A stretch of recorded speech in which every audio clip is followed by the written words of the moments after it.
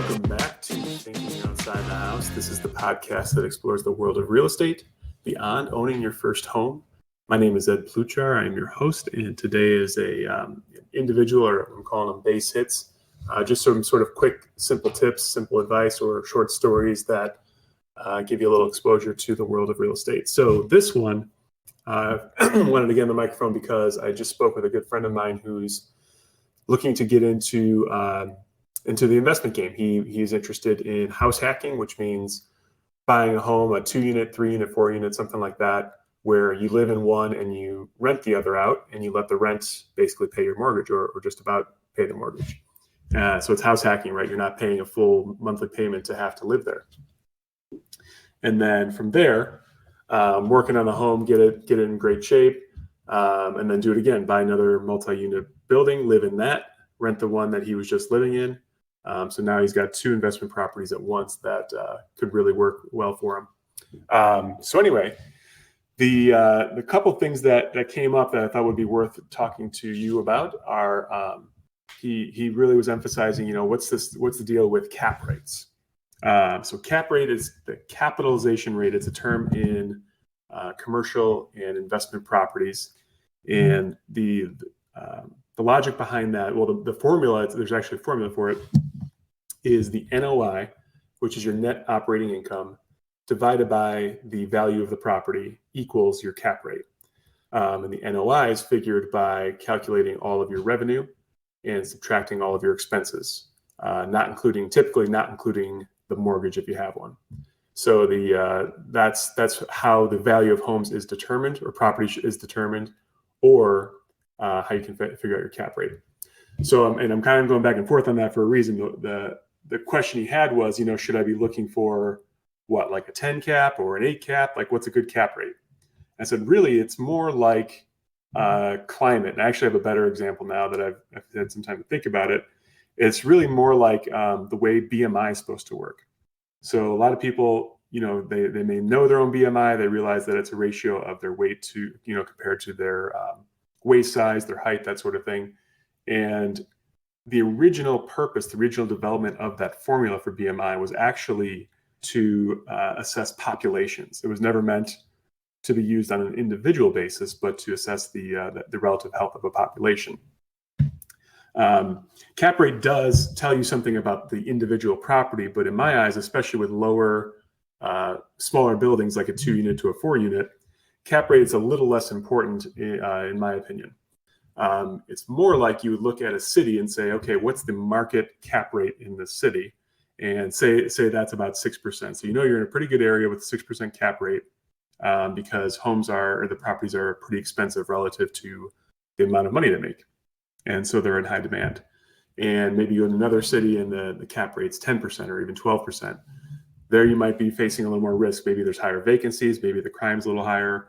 A lot of factors that can go in there, so it makes it a riskier investment, but obviously with the greater risk often comes greater reward. So that's sort of the swing there. So the same way you might use BMI on a population level and say, okay, this population, they're showing they're generally over the healthy BMI, and this one's showing they're right in the average. It would give you a sense of where that population's at. I think cap rate does the same thing. It helps you assess where a city's at, a neighborhood's at, that sort of thing. Second thing then is it's often used, if you know the city's cap rate, say it's 6%, and you're getting ready to sell a building, you would then go ahead and take your NOI and use that in the formula. I'm struggling to see it in my head right now, but the idea is that you would take it and you would divide the NOI by the cap rate, and that would give you what should be the value of the property. So if I'm not even going to try to do the math right now. I should do it on paper to let you know exactly what it would be. But the idea is you could work it backward to figure out what you should ask for the property. Or if you're looking to buy a property and you say, okay, well, it's got an NOI of this and they're asking for this, but that would make the cap rate much lower than the going market rate. So what's going on over there? Or vice versa, the cap rate's a lot higher, could be a good deal, or is there something I'm missing? And maybe it's the reason to dig in a little deeper and figure out what exactly is going on.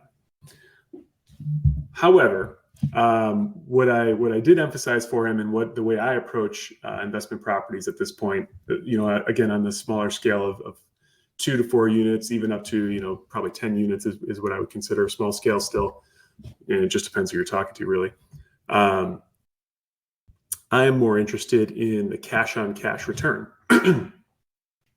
So cap rate's nice. I want to make sure that's sort of in the market, but I'm not overly concerned with buying a property based on its cap rate. I'd rather have it return money to me. So the cash on cash return works like this. You would say, very similar. You would say, what is the total revenue from this building? So essentially all the rents totaled, but you might have, coin laundry in there. You might be selling or renting storage space out, garage space out, whatever it is. Total income from that property minus your total expenses, including the mortgage. Because at this point, I'm buying with down payment. I probably will always do that because it's a great way to leverage money. So we're going to just include the mortgage in there. So say your total income, I'm just using rough numbers here. Say your total income is $10,000 a month, and say your total expenses are $8,000 a month. So your return, your cash flow is $2,000 a month. Now, just speculating here, but imagine that you put down $100,000 to buy this property.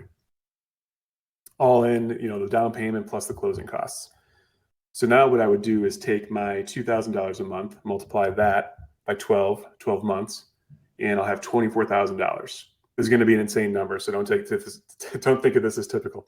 So I'm going to take my $24,000, divide that by the $100,000 that I invested in this property, and as you can tell, that's a 24% return, and that's my cash on cash return. So the cap rate for that building, could be 10%, it could be 4%. I don't know what it would be, but I know for sure that, I could figure it out, I guess, but I know for sure the cash on cash is the 24%.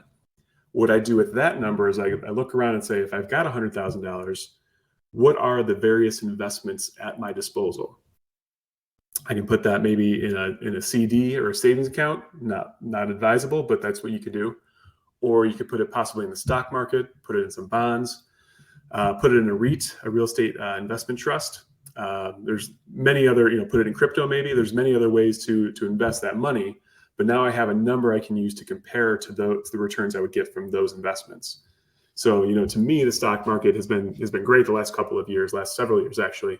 But to me, it's a little bit volatile, and I don't want to sink $100,000 into it right now. I'm not sure I've got confidence in the stock market to make a good return on that. Nor do I want to put it in a CD or a savings account where I'm earning a very, very small return on it. In fact, less than inflation. So I'm actually losing money having it in savings or having it in a CD. So finally, I look at real estate. I'm saying, well, if I'm getting 24%, which is again unlikely, but let's reduce it. Let's say I'm getting 10% cash on cash on this investment. Is that the best I can do with this money?